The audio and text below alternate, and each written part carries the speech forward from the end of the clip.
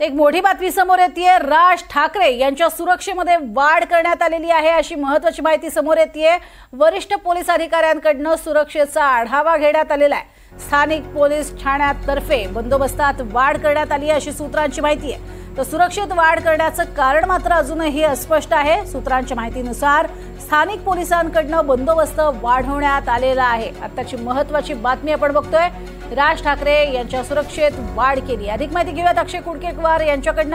अक्षय, काय नेमकं प्रमुख कारण सुरक्षेत वाढ करण्याचं? प्रज्ञा, एकूणच आपण बघतोय की सध्या निवडणुकांच्या पार्श्वभूमीवर मोठ्या हालचाली शिवतीर्थ या निवासस्थानी सुरू आहे आणि पोलिसांकडनं जे रेग्युलर स्थानिक पोलिसांकडनं सुरक्षेचा आढावा घेण्यात येतोय। हा आढावा राज ठाकरे यांच्या सुरक्षेचा घेण्यात आलेला आहे।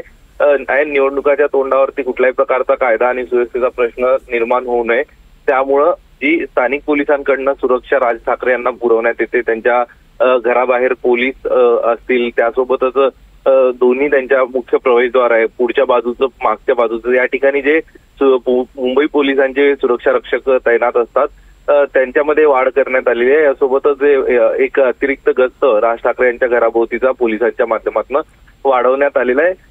पोलीस सूत्रांकडनं अधिकृत कुठली माहिती दिली जात नसली तरीही सुरक्षेचा कुठला तरी मुद्दा पोलिसांना लक्षात आला आणि यामुळं पोलिसांच्या माध्यमातून ही सुरक्षा वाढवली गेली असल्याची माहिती आपल्याला काही पोलीस सूत्रांनी दिलेली आहे।